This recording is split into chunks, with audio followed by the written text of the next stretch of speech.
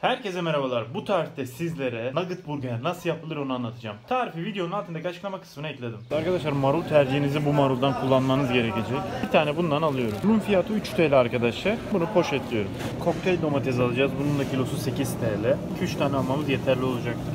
3 tane alabilir Bundan miyim? mı? Evet. Hatta 4 tane alıyorum. Bu hamburger ekmeklerin fiyatı 69 TL. Başka bir şey var mı?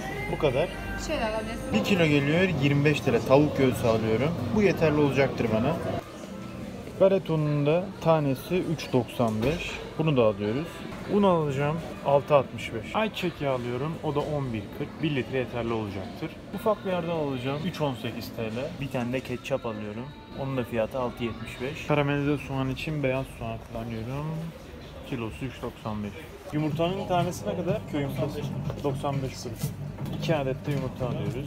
Evet arkadaşlar, tüm malzemeleri aldık. Tüm fiyat bilgilendirmesini de yaptım. Şimdi tarifi yapmaya geçebiliriz. Başta soğanlarımızı halka halka doğruyoruz. Bunu karamelize soğan yapacağım.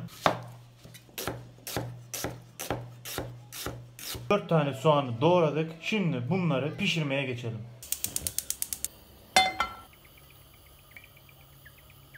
Yarım çay bardağı kadar sıvı yağ ekliyorum. Yağımız kızdıktan sonra şimdi soğanları ekleyebiliriz. Soğanımızı ekledikten sonra azar azar karıştırıyoruz. Çok az kavrulduktan sonra 1 tatlı kaşığı şeker, 1 çay kaşığı kadar da tuz ekliyoruz. Karıştırmaya devam ediyoruz. Bunu kısık ateşe alıyoruz, pişmeye bırakıyoruz. Ara ara karıştırmanız gerekecek. Yanmamasına dikkat edin. Soğanımız ufak ufak karamelize olmaya başladı. Kurumasın diye biraz su ekleyeceğim, dengeleyeceğim. Yarım çay bardağı su ekliyorum. Ve bunu karıştırıyorum.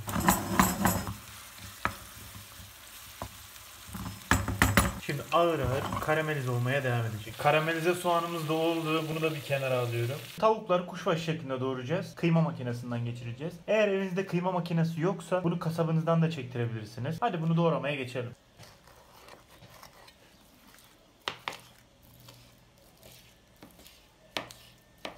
Bu şekilde ufak parçalara ayırmanız yeterli olacaktır. Boyutu bu şekilde olması yeterli. 1 kilo tavuk göğsünü kuşbaşı şekli haline getirdik. Şimdi bunları kıymaya geçelim.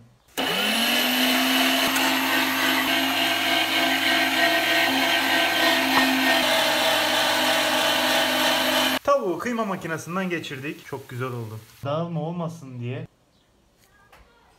2 yemek kaşığı un ekliyoruz. Lezzet versin diye 1 tatlı kaşığı kadar karabiber ekliyoruz. İsteğe bağlı tuz.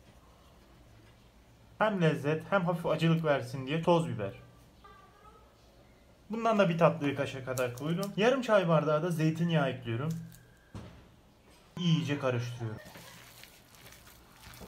Tavuğumuz istediğimiz kıvama geldi. Buna birazdan şekil vereceğiz. Pişirme işlemine geçeceğiz. Tavuklar elimize yapışmasın diye önce elimizi hafiften suya batırıyoruz. Bir parça koparıyorum.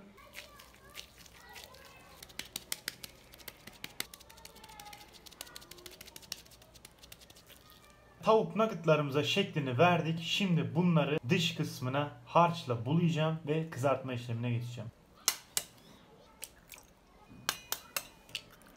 2 tane yumurtayı bu şekilde bir kaba alıyorum. Bunları iyice çırpıyorum. Evet, bunlar hazır. Muhteşem üçlü. Un, yumurta ve galeta unu. Unumuzun üzerine biraz tuz ekliyoruz. Galeta ununa da tuz ekliyoruz. Bunları karıştırıyoruz. Sıra çok önemli. Tavuklarımızı önce una, sonra yumurtaya, sonra galeta ununa batırıyoruz ve kızartma işlemine geçiyoruz. Üzerindeki fazla unu alın böyle. Daha sonra bunu yumurtaya bırakıyoruz. Bırakın fazla yumurtası aksın. Yapacağınız tek işlem kalıyor. Galeta unu.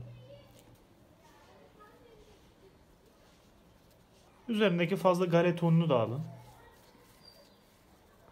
Ve bu pişmeye hazır. Bu şekilde nuggetlarımı yaptım. Şimdi kızartmaya geçelim. Şimdi nuggetları kızartmak için sıvı yağ ekleyeceğim. 1 su bardağı sıvı yağ.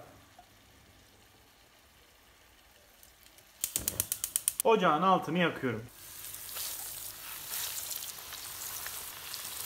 Dış kısmı çıtırlaşmaya başladı. Çıkan tavukları yağlı kağıdın üzerine koymamız gerekecek. Fazla yağını çeksin diye. Çok güzel gözüküyorlar gerçekten. Şimdi çıkarıyorum. Başta fazla yağını böyle süzüyorum. Böyle 4-5 saniye bekleyin.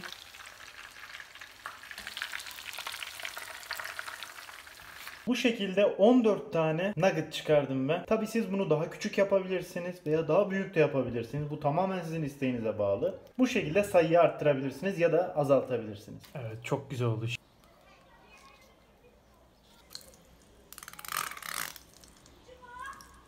Başta hardalımızı ekliyoruz. Ve hardalı her tarafına eşit bir şekilde yayıyoruz.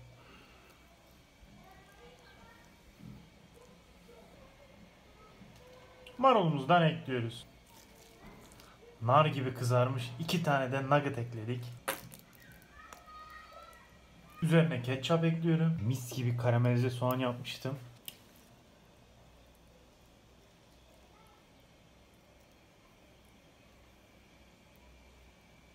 Her tarafına karamelize soğan da koydum. Domates de ekliyorum ve bunu bu şekilde kapatıyorum. Gerçekten enfes oldu. Çok güzel gözüküyor. Şimdi en sevdiğim zamana geldi. Tadım yapacağım. Bakalım nasıl olmuş. Sunum da çok güzel oldu. Geleneği bozmayalım. Ortadan ikiye bölelim. Keserken biraz bastırmanız gerekiyor. Olay budur. Şimdi bakalım lezzeti nasıl. Muhteşem olmuş ya. Bir an önce videoyu sonlandırıp tamamen buraya odaklanmak istiyorum. Herkese afiyet olsun. Videomuzu beğenip kanalımıza abone olmayı unutmayın. Bir sonraki videoda görüşmek üzere arkadaşlar. Hoşça kalın.